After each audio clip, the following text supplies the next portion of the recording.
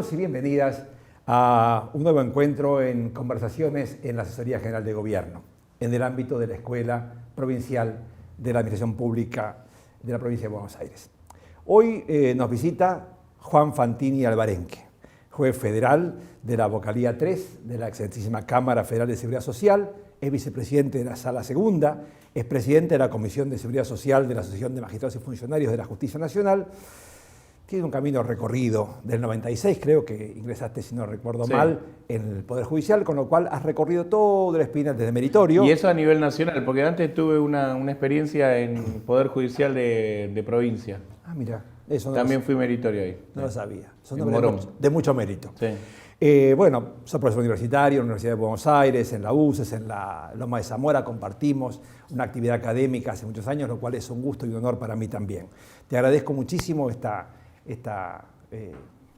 visita, porque nosotros tenemos como motivo la discusión del fenómeno jurídico en la abogacía estatal, en la Administración Pública Provincial en particular, y bueno, la función jurisdiccional que vos encarnás en este momento es un pilar fundamental del Estado de Derecho y una cuestión también que llama a muchas preguntas, a muchas reflexiones, en particular, y solo para empezar, podríamos decir que el proceso de elaboración de sentencia, de lo que tanto se ha teorizado, discutido, desde los métodos hermenéuticos hacia abstractos, hacia la perspectiva de lo situado, del territorial, los prejuicios, las limitaciones, la perspectiva de género. Bueno, dentro de eso, nos me convoca. gustaría que charlar un poquito. En primer lugar, quiero agradecerte la invitación. Cuando uno llega a cierta edad y a cierto recorrido de la magistratura, de hecho ayer, el día 2 de octubre, cumplí 9 años de magistrado en total, entre primera instancia y ahora camarista, un breve interreño como juez subrogante. Le he incorporado algo que dice John dentro de la formación pedagógica, que es el tema de la reflexión en la acción. Y creo que este tipo de invitaciones da para ese espacio, ¿no? Para el de reflexionar cómo venimos trabajando, qué es lo que venimos haciendo, hacia dónde queremos ir, si es que hay un lugar hacia dónde ir en esta actividad en donde nosotros nunca vamos a tener, nosotros tenemos el síndrome de la pila, hoy la pila es digital, hoy tenemos el síndrome del carrusel, ya no tenemos las pilas de expedientes visibles, ostensibles para resolver. Lo cual lo convierte en un fenómeno bastante interesante porque puede ser peligroso, no tomar cabal dimensión de cuánto hay para resolver. Seguro. Sí, la pila de expedientes, además de espantosa y de denunciante de problemas, también es un testimonio de que hay que apurar la Totalmente. cuestión. Yo, siendo pinche, tengo todavía grabada la sentencia de una jueza que me dijo, tenés tu quintita acá, Una locura, me había agarrado una bronca terrible y yo la respetaba mucho y eso me obligaba a trabajar el doble. Pero también permitía otro ejercicio del liderazgo dentro del juzgado. Yo, por ejemplo, con esa pila, era lo que me convocaba a hablar con el operador jurídico judicial y elaborar juntos el proveído. Hoy trabajo de otra manera, tengo que tener otra comunicación a través de WhatsApp y todo lo demás. Y en cuanto a lo que tiene que ver con el hacer sentencias, con el proceso que lleva al dictado de la sentencia, yo lo planteo siempre en términos de esta gran división que tenemos dentro del derecho entre lo público y lo privado. Normalmente la gente tiene asociado la elaboración de una sentencia al proceso privado. Es decir, el juez primero vienen las partes, intervienen su demanda, contestación de demanda, se desarrolla la prueba, se clausura, alegan y el juez toma el expediente, decía yo en la clase, lo pone bajo el brazo y se va al trono distante, equidistante, y desde ahí emite su acto jurisdiccional. Y en lo público es cogito ergo sum, bueno, acá es decido y luego justifico. Claro. Acá no hay una partida de premisas abstractas, sino que el juez es interpelado directamente en la politicidad de su función y la pregunta es, doctor, ¿la norma es o no es inconstitucional? Doctor, ¿esto se sostiene o no se sostiene? ¿Hay argumentos para que esta medida de gobierno, esta medida política, esta decisión estatal. O sea, el se camino justifique. dialéctico queda muy explicitado. Totalmente, totalmente. ¿Y cuál es, si vos tuvieras que definir, cuál es, si es que hubiera una, cuál es la forma de llegar a la convicción? ¿O el camino? La convicción no puede estar antes, obviamente, de realmente escuchar a las partes, de mínimamente tomar una interiorización del caso. Yo creo que lo contrario sería totalmente irresponsable. Incluso hasta en este ejercicio de poder llegar a tener la decisión antes, Claro. ¿no? Porque vos fíjate que Minor Salas decía, hemos vivido 12 siglos prácticamente sin justificar las decisiones judiciales, pero hoy en el siglo XXI es imposible que un juez diga, yo tomo esta decisión y no la justifico. Claro. Es Sí, impensable. Parece que este giro lingüístico o, digamos, la apoyatura argumental va cobrando cada vez Es lo que lo va a legitimar. más legitimación. Y es lo que si el juez fue interpelado, fue requerido para convalidar o no una decisión de gobierno, le puede agregar elementos que ayuden a la gobernabilidad, que ayuden a la aceptación por parte de la sociedad de aquello que se ha decidido. Vos ahora dijiste gobernabilidad, qué tema complicado, porque en el ámbito jurisdiccional, la función desde esa visión decimonónica abstracta del juzgado, voz de la ley, irresponsable de todo, aséptico, como si fuera una cuestión, digamos, biológica. El jupiterino de Ost. El jupiterino de Ost.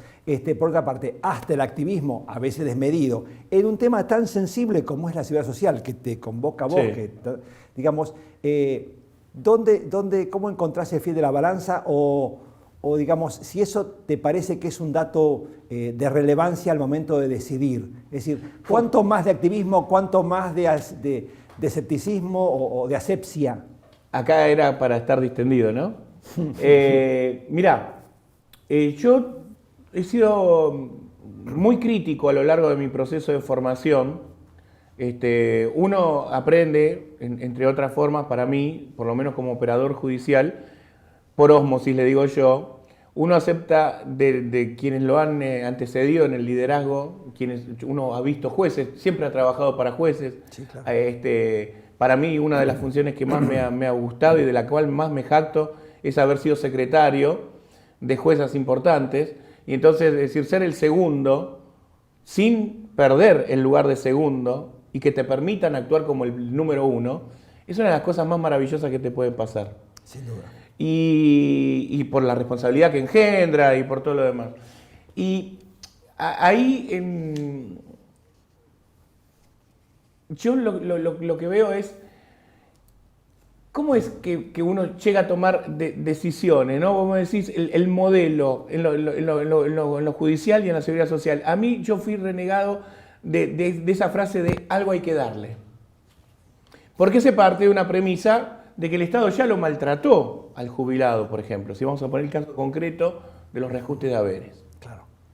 Sabemos a priori que hay una innecesidad incluso de la demostración del daño. O sea, el perjuicio ya sabemos que ocurrió. Se pagó mal. Y en algunas épocas se jubiló mal. Hay un problema casi de clase. Exactamente. Entonces, algo hay que darle. Fíjate cómo lo justificamos. Y lo que yo nunca quise caer es o sea, la diferencia entre la limosna o la ayuda social y la beneficencia, la seguridad social, es justamente no caer en la conmiserabilidad. O sea, no. Una cosa es un derecho y otra cosa es una ayuda. Y yo creo que en la política eso se perdió. Yo estoy convencido de que eso se perdió. Y eso después se traslada a los tribunales. De hecho, hay un fallo que yo menciono mucho, Reyes Aguilera Daniela, en donde creo que la Corte dio lugar a un nuevo resquicio, ¿no? Nosotros estábamos acostumbrados entre lo contributivo y lo no contributivo. Sí.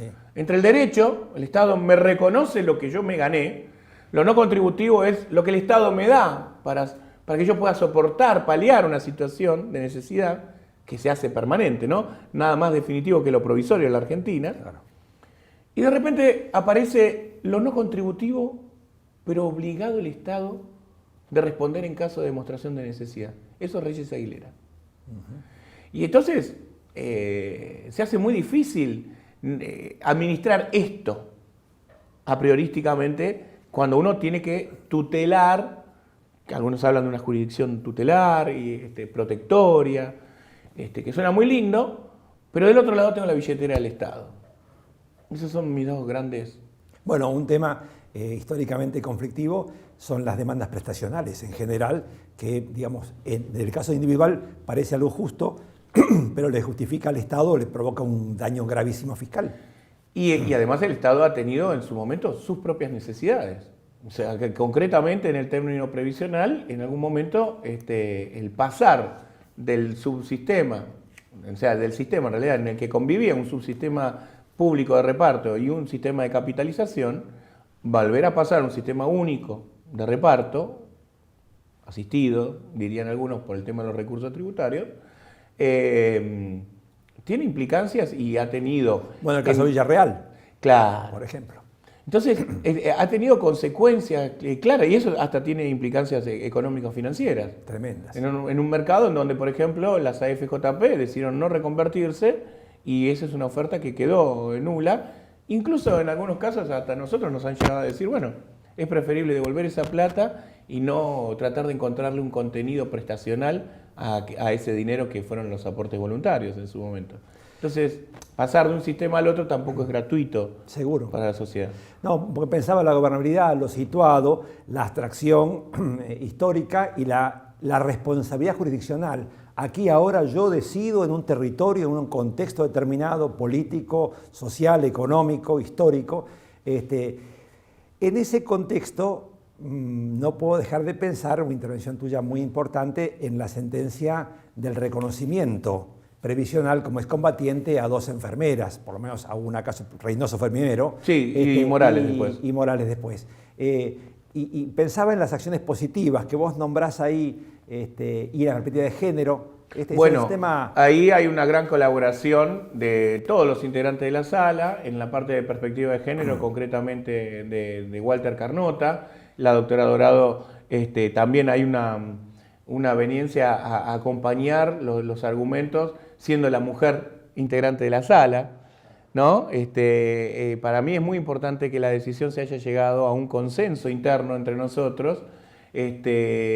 Había un gran trabajo mío de primera instancia en lo que tiene que ver con el reconocimiento de la condición de veterano de Guerra de Malvinas de manera genérica y en el debate entre nosotros como integrantes de Cámara surgió la perspectiva de género.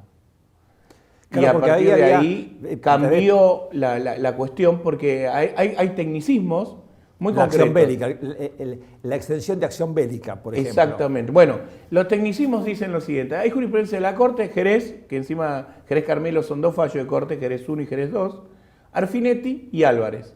De esta tríada, que son 4, pero son una tríada de fallos, uno puede agarrar y puede decir, mira, vos para ser reconocido veterano de Guerra de Malvinas necesitas un ámbito temporal, es haber prestado funciones en alguna de las Fuerzas Armadas o como civil entre el 2 de abril y el 14 de junio del 82, un ámbito geoespacial, que es haber estado en el TOM o en el TOAS, Teatro Operativo Malvinas, o en el Teatro Operativo Atlántico Sur, que incluye la plataforma y el territorio de las islas, pero no el continente, y el requisito de prestación, que es la acción bélica en el caso de que los que estaban bajo armas, y acción de apoyatura para los civiles.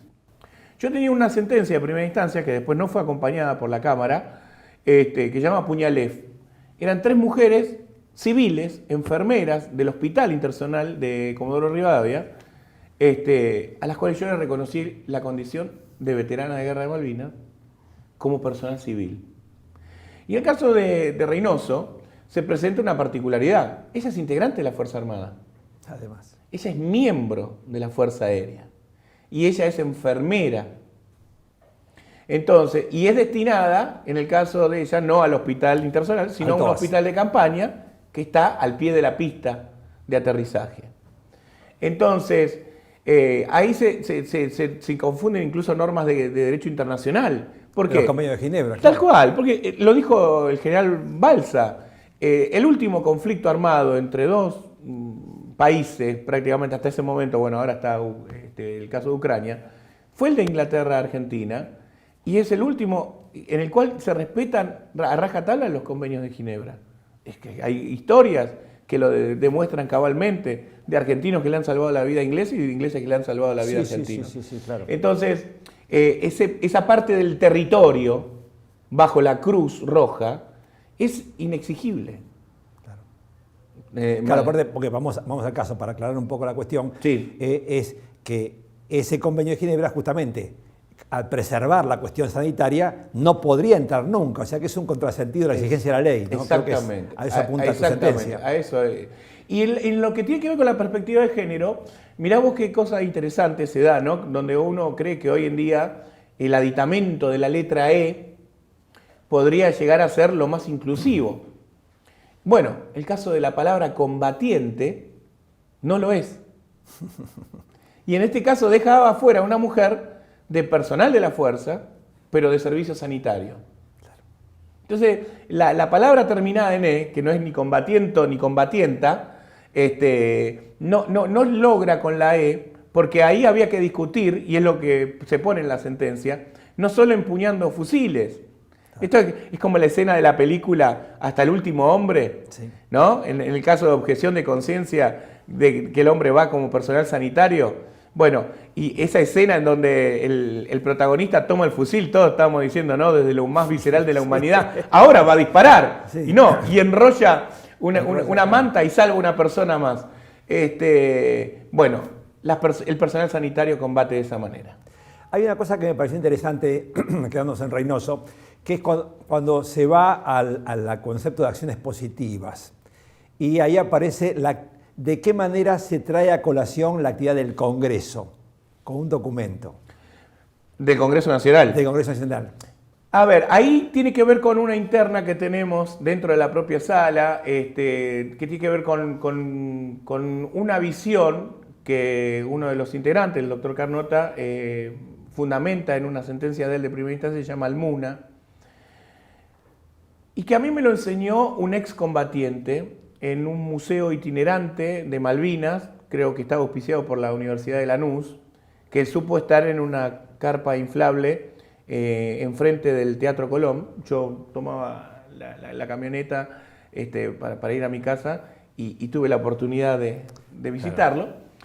Y me dijo el excombatiente, y me quedó para toda la vida, porque yo lo interpelé a raíz de la división entre los continentales y los no continentales. Sí, es una discusión. ¿No? Que logra hacer, como dice, el mayor reclamo con estadía permanente en la Plaza de Mayo.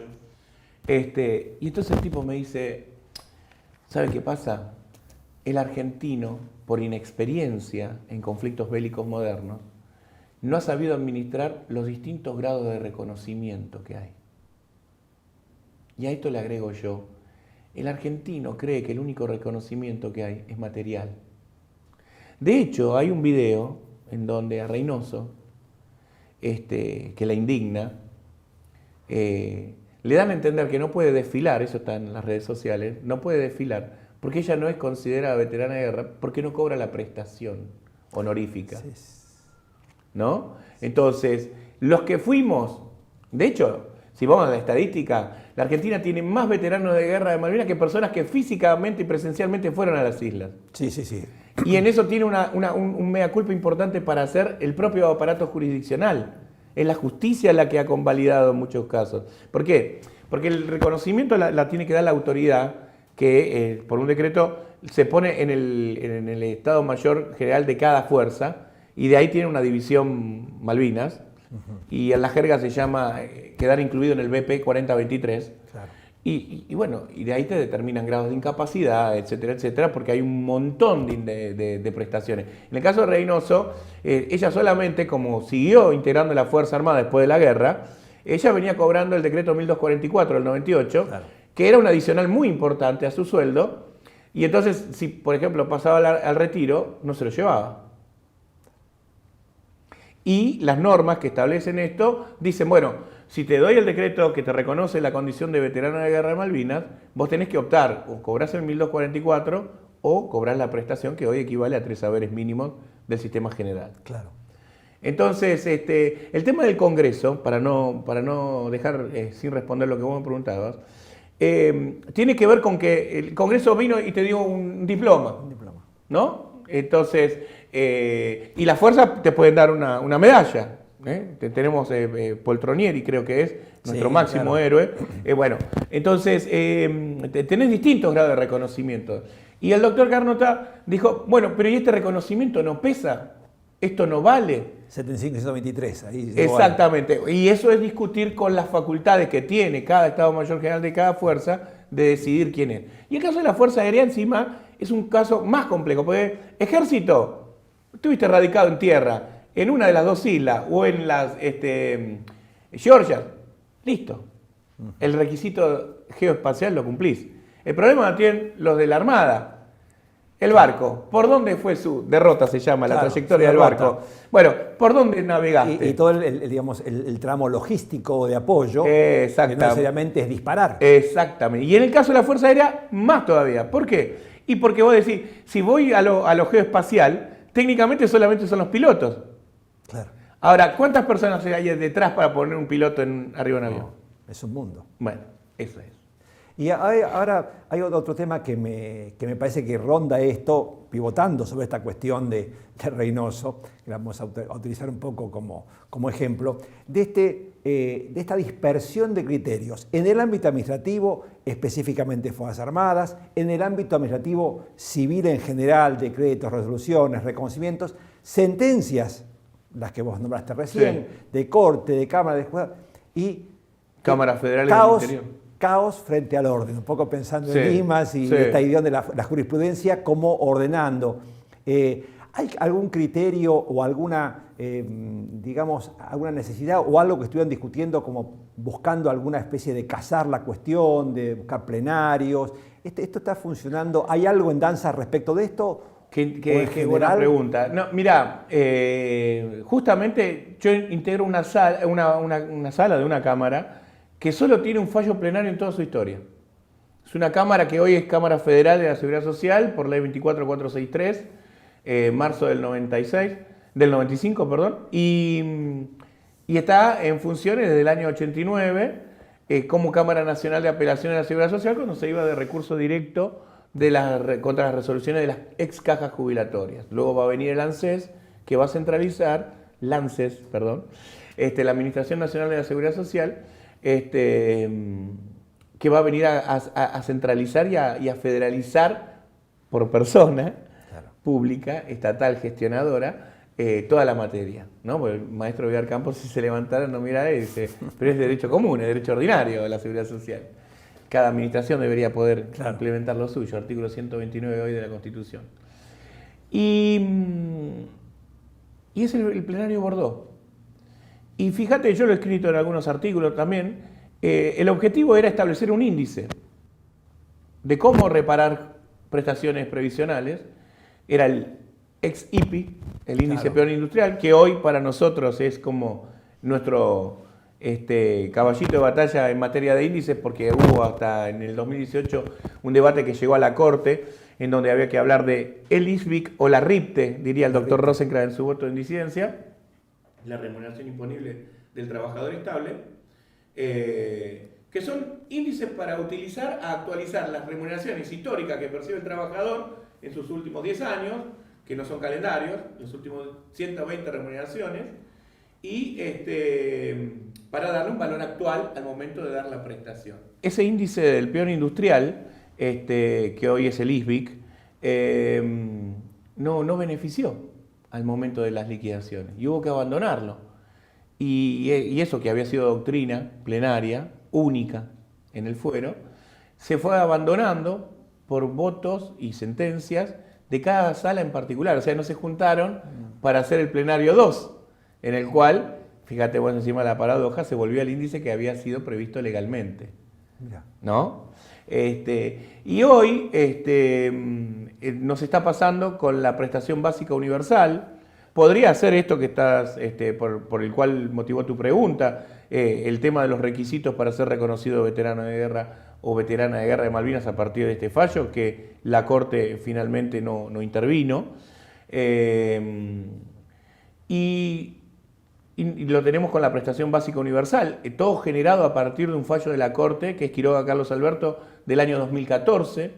Nuestra sala dictó un fallo Vargas, en el cual por primera vez se cuantificó económicamente las implicancias de leer la sentencia de la Corte de una u otra manera, la cual se limitó a decir, miren, si ustedes quieren reajustar, porque las prestaciones de la Ley 24.241 en lo general tienen PBU, PC-PAP, prestación básica universal, hablamos de prestaciones de vejez, ¿no? Sí, Para lo que normalmente antes se llamaba la jubilación.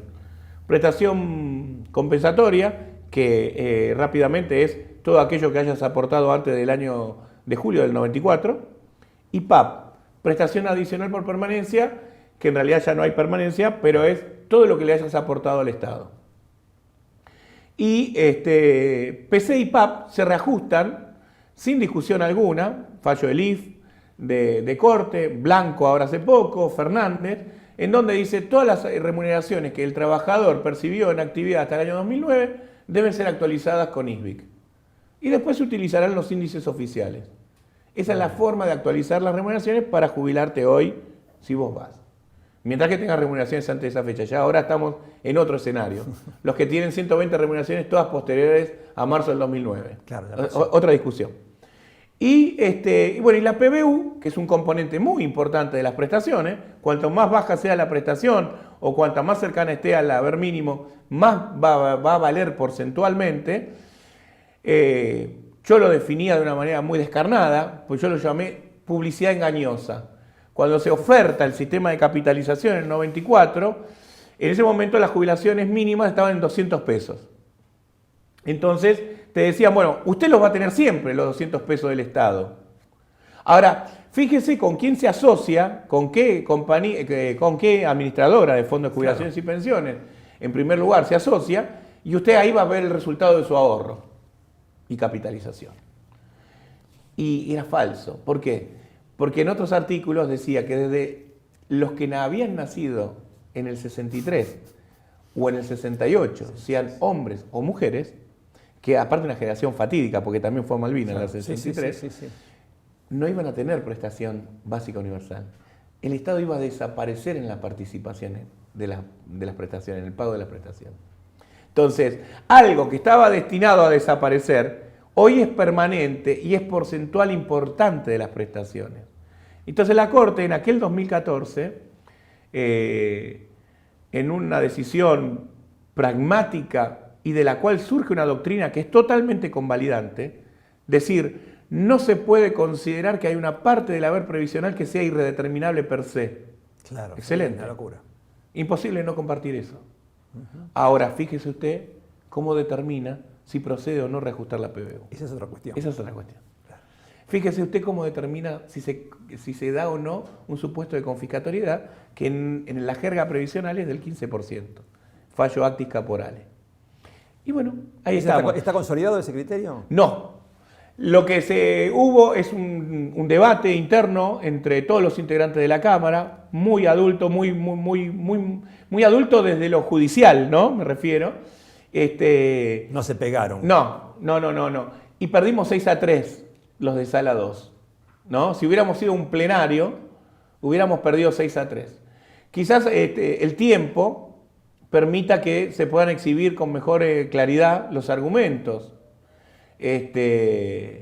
Y bueno, y ahora va a ver qué consecuencias tiene luego de ese debate, que vos fíjate que esto nació a raíz de una necesidad que se veía plasmada en las decisiones de primera instancia. Una sala usaba índice de salarios, que se llama Badaro, la doctrina de donde surge, el otro usaba ISBIC, que es el IF. Badaro 1, Badaro 2. Exactamente. Y si de repente primero es determinar la confiscatoriedad y después el índice, o si primero se aplica el índice, se suma a la totalidad de las prestaciones y ahí se procede a determinar la confiscatoriedad o no. Ahora, en este tema tan sensible, ¿no? Sí. Y para ir cerrando un poquito la idea, es decir, vos estás, digamos, en un fuero de previsional, protectorio, Sí. Irrenunciable, y que tiene que ver imprescriptible con la vida cotidiana y tan sensible. Y en este contexto histórico, ya largo, de casi de clase de jubilado como personalidad vulnerable o de alta vulnerabilidad. ¿Cómo juegan las necesidades o las pasiones o los prejuicios o las dudas o los miedos o las tristezas personales al momento de decidir. Es decir, bueno, yo tengo esta necesidad, porque hablamos de demandas prestacionales. Bueno, voy a hacer feliz a la gente, voy a dar ¿tenés alguna anécdota o algún tipo de conflicto que te ha pasado, un mecanismo o algo para comentar al respecto de enfrentarse? La ética de rol de la función jurisdiccional en nombre del Estado para tomar una decisión que tiene impacto enorme, político, social y económico y financiero, y también están las creencias personales, sensaciones, justicias. ¿Se puede decir malas palabras? Sí, por supuesto. Va a ser en función de un relato, ¿no? Porque yo en el aula digo malas palabras y digo robar. Los alemanes, a ver si, porque vos sabés idioma, yo no. Cosmovisión es Weinreich. Bueno, aquellos lentes que no nos podemos quitar, yo creo que eso es innato en todo ser humano. O sea, eso es imposible que yo no vea con los ojos con los que me crié. Un día vino una mujer al tribunal. Me gusta sintetizar esto porque es una imagen kafkiana. Yo llamo imágenes kafkianas a aquel que va al Seguro Social a buscar una cobertura y se encuentra con la burocracia. Con la puerta enorme. No, exacto, bueno. Y entonces dice la mujer cuando se sienta, vengo acá porque quería conocerlo. Yo en realidad no soy la titular del juicio, el titular del juicio es mi marido. Y un día, viajando en el subte, iba con mi abogada y ella se puso a hablar con otra abogada y dijeron, ¿dónde lo tenés el juicio? En el juzgado 6, en el juzgado de Fantini. Viste que eso de ser magistrado te da la posibilidad de tener, hasta incluso el operador judicial dice, mi juez. Sí, claro. Hay un sentido de pertenencia. En la vieja época se denominaba, ¿no? Como decía, bueno, te vas a ir a cámara, dejas de ser patrón de estancia. Claro. Y dice, ese es un hijo de puta. Y entonces la mujer vino con esa premisa, conocer al hijo de puta. ¿Quién era el que...? Porque yo en un momento, en primera instancia, rechacé demandas de los beneficiarios. ¿Y qué provocó el fallo blanco justamente? Mi actitud llevó a que la Corte se viera en la obligación de definir el índice.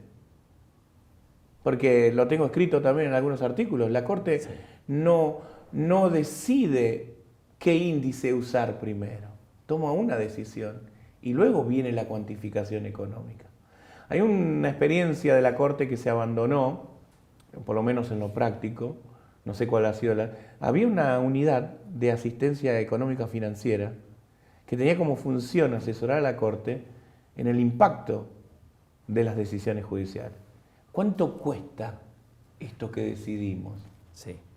El juez de la Seguridad Social muchas veces está frente al dilema de decidir hacer justicia y como la propaganda esa que decía de Buenos Aires a Mar del Plata, había un personaje de la propaganda que decía lo que dé en cuanto a la velocidad.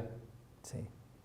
Entonces, y hay otros, y entre los cuales me incluyo, que entendemos la responsabilidad que tenemos de estar en esta bisagra, en esta puerta, de administrar la billetera del Estado, de ver las implicancias económicas que tiene lo que se decide. ¿Cuánto cuesta? ¿Qué tema? ¿No? Entonces, esa imagen de los prejuicios, yo la sintetizo en esa anécdota de la persona que vino descreída totalmente, se fue bien de lo humano. ¿Por qué? Porque le abrí la puerta de mi despacho, porque le expliqué y le di las razones, y el tiempo me lo dio a mí. La Corte se sintió en la obligación, incluso después que dicta Blanco, tiene que dictar Fernández para decir, es ISBIC el índice que se debe usar para la remuneración anterior al 2009, porque en un momento el Estado abandonó aquella actitud de no actualizar las remuneraciones, sino que las actualizó. Entonces, lo que yo dije es, de acá en adelante, ¿cómo se demuestra que son incorrectas las remuneraciones que hoy están actualizadas? ¿Cuál es la prueba que debo desarrollar yo? Antes era un vacío. Era la no acción del Estado. No actualizo. Entiendo que hay convertibilidad y pago lo mismo que pagué. Estático. Ahora vos fíjate, y cerrando un poco la idea, es decir, hay por un lado, un aspecto de responsabilidad institucional, porque como vos bien lo decís claramente, administrás de una u otra manera la billetera del Estado que involucra a todos. Todos. Y a todas. Sí, porque en los tiempos modernos esta lógica de entender que el Estado es el gobierno es malísimo.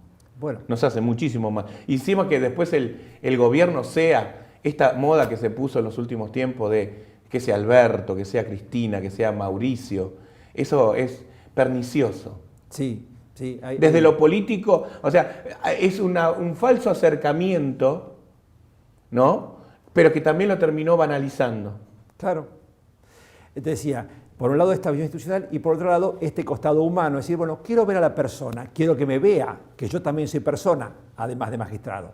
Y para cerrar un poquito, ver esta idea, ¿cuánto le falta o no, tal vez, de humanidad al Poder Judicial que lo aleja de ser un servicio de justicia a veces o en la percepción? Volvemos a Kafka y vemos el proceso. ¿Qué tan lejos o qué tan cerca se está de aquellos jueces que vivencia el personaje en ese proceso? Mirá, yo hace muy poco tiempo tuve la obligación, antes lo había hecho por voluntad, cuando la doctora Argibay desde la Oficina de la Mujer bajó los primeros cursos de violencia doméstica y de perspectiva de género, yo lo hice siendo secretario.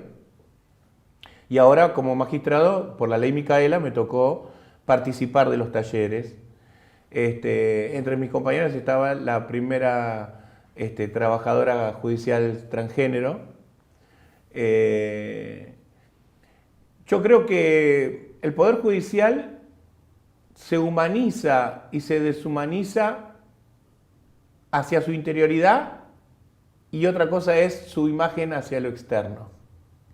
O sea, la persona que se para frente a los tribunales durante muchos años,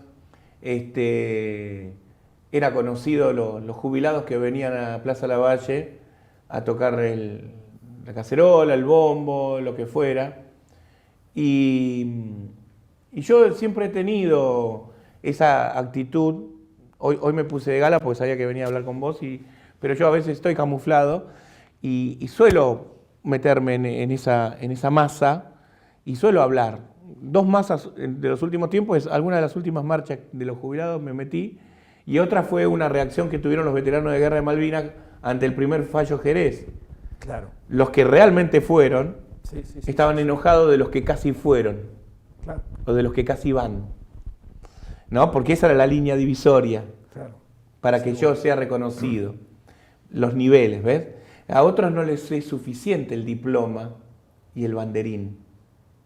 Quieren la plata. Claro. Como la única cuestión. Después vino una ley hace poco, creo que es la 27239, el número por ahí me lo estoy equivocando, pero que le tiene reconocimiento para esos años de servicio y tiene menor requisito de edad. Le dio eso para que, por más que no haya estado en Malvinas, tenga un cierto reconocimiento. Una cobertura, un reconocimiento. Claro. Habría que sistematizar el total de las prestaciones. Sí, por eso me refería a esto de casar esto, de buscar algún Claro, no, sería bárbaro. fundamental. Más allá de que después tenemos la otra limitación, creo que el fallo de corte era García, de que no se puede casacionar o plenar sobre cuestiones que debatan inconstitucionalidades. Este es un gran tema en nuestro fuero, si las cuestiones son inconstitucionales o no, a la hora de decidir contra el Estado, que en principio se maneja con un ámbito legal determinado. La de presunción. En fin, esto da para muchas conversaciones más, pero por lo menos tenemos una pequeña impronta. Juan Fantini Alvarenque, muchísimas gracias por tu colaboración y por tu predisposición y buena onda. Gracias a vos. Muchas gracias.